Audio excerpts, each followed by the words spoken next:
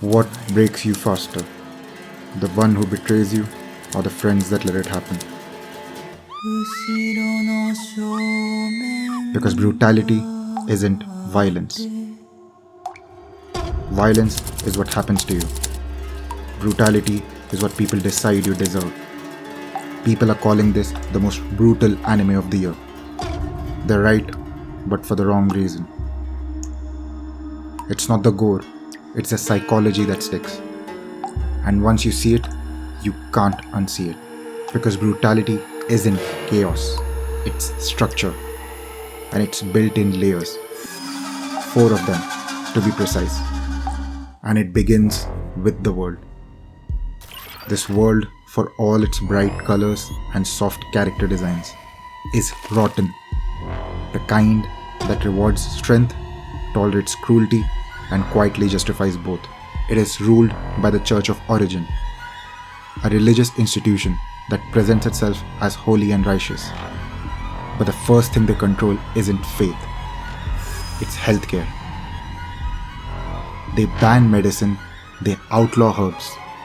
People whisper about medical herbs like they're contraband, and the sick just wait and die.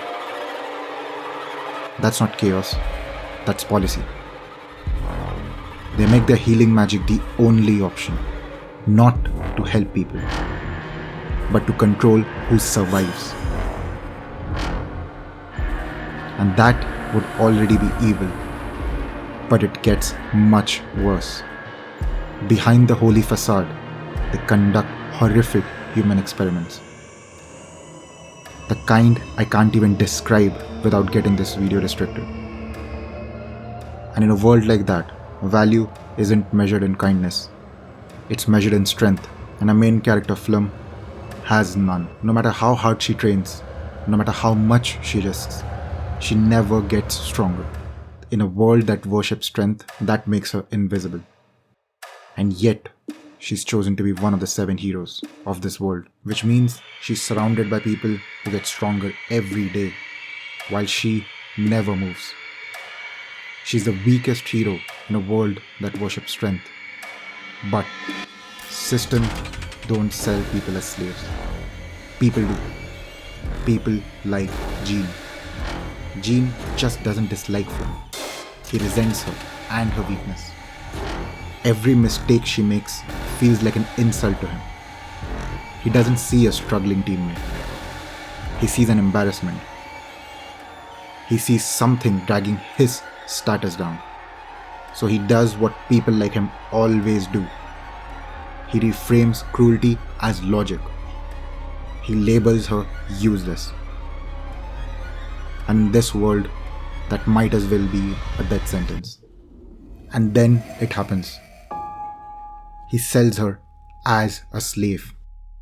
Not exiled, not imprisoned, sold. No dramatic confrontation, just a human being reduced to a transaction. One decision, one label, and she's no longer a hero. She's not even a human anymore in the eyes of Jean. She's inventory. And here's the uncomfortable part. He thinks he's right. That's the scariest type of villain. Because Jean isn't random. There is a pattern behind men like Jean. And we have all seen them in real life too. They think rules don't apply to them and never feel sorry. Psychology calls it the dark triad. 3 traits that make cruelty feel justified. First, Machiavellianism. People are pieces. Jean doesn't confront Flum. He doesn't train her. He doesn't kick her out. He does something cleaner. He monetizes her. Second, narcissism. Not selfies, but entitlement. Jean acts like the party exists to serve him. In his world, power equals worth. Weakness equals trash. That is how slavery becomes reasonable. Third, psychopathy. Not emotionless, just unbothered. Empathy is offline. He can humiliate her, condemn her, sell her, and still believe that he's the rational one. No guilt. That's why it lands. Not because he snapped, but because he meant it. But here's the part that actually breaks you. Gene is one villain. He's easy to hate. But brutality doesn't survive on one villain. It survives on silence. One person chooses it, everyone else maintains it. Because cruelty at that level only works when everyone else lets it. Here, her friends watched. They stayed silent. They justified it. Not because they're evil, because they're safe. And this is where it gets even more uncomfortable, because this happens so often in our own lives. In psychology, they call it the bystander effect. When everyone is waiting for someone else to react first, waiting for that important person to step in. But here's a sick part in this world. The important people aren't stopping brutality. They're the ones doing it. And the rest of the party learns the lesson fast. Stay close to strength. Don't defend weakness, because defending weakness makes you the next target. And that's where another idea kicks in. Status contagion. Cyril was supposed to be different, Flum's closest ally. At the beginning, she struggled too. She connected with Flum because they were both outsiders, and they were both struggling. But watch what happens next, when Cyril starts getting stronger. She starts complying with Jean. She joins in on the brutality spreading. She joins in through compliance. She starts agreeing with his perspective on Flum. That's how brutality spreads, through alignment. She stops defending Flum. She moves closer to power, not because she wakes up evil one morning, but because status is contagious. Power just doesn't sit at the top. It spreads. People start mirroring whoever controls the room. And suddenly, loyalty feels like a liability. And alignment feels smart. That is how silence becomes culture. Not through monsters, through alignment.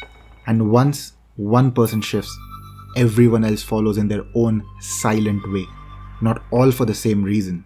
Some out of fear, some out of self-interest.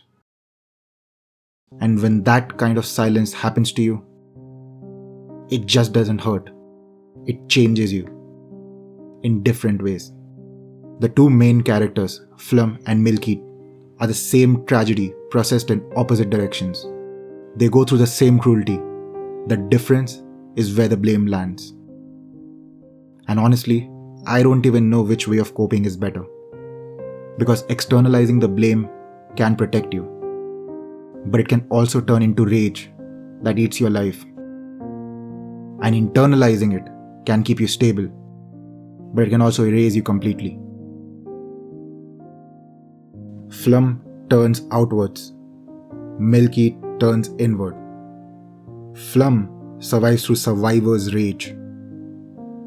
Milky survives through shame and learned helplessness. While Flum expects kindness from people and gets angry when she's treated badly. While Milky doesn't think kindness is free. She thinks it comes with a bill. Flum's rage isn't just basic anger. It's her mind refusing to let abuse become normal. Her inner logic is simple. This is wrong. Someone did this to me.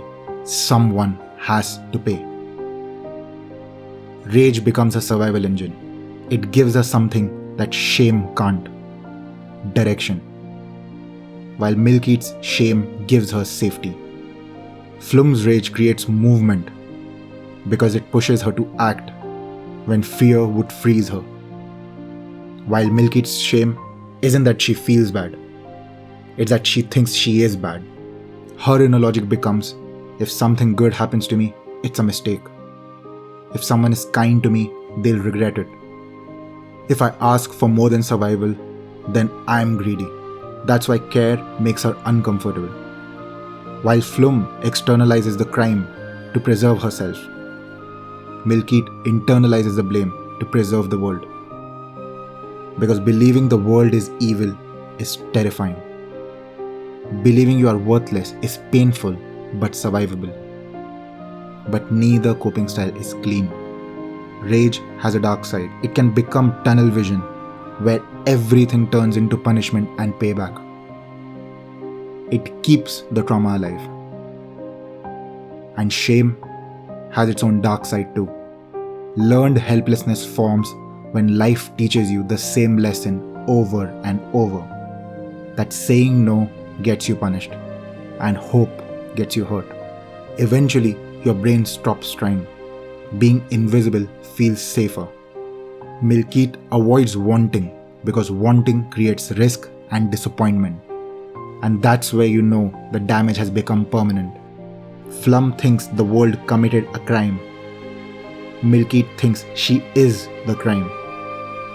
Flum externalizes the blame to stay human. Milkit internalizes the blame to stay safe. Same brutality, two opposite survival strategies. And that's the anatomy of brutality. And anime somehow delves deep into brutality and manages to focus on all the four aspects: the system, the individual, the collective, and the trauma. This show just doesn't show cruelty. It shows you how cruelty is built. Designed by systems, executed by individuals, protected by groups, and carried by survivors.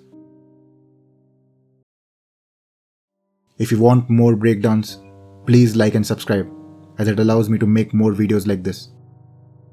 And if any of this hit close to home, I'm genuinely sorry you had to carry it. You're not alone. Please share your thoughts in the comments below. Thank you.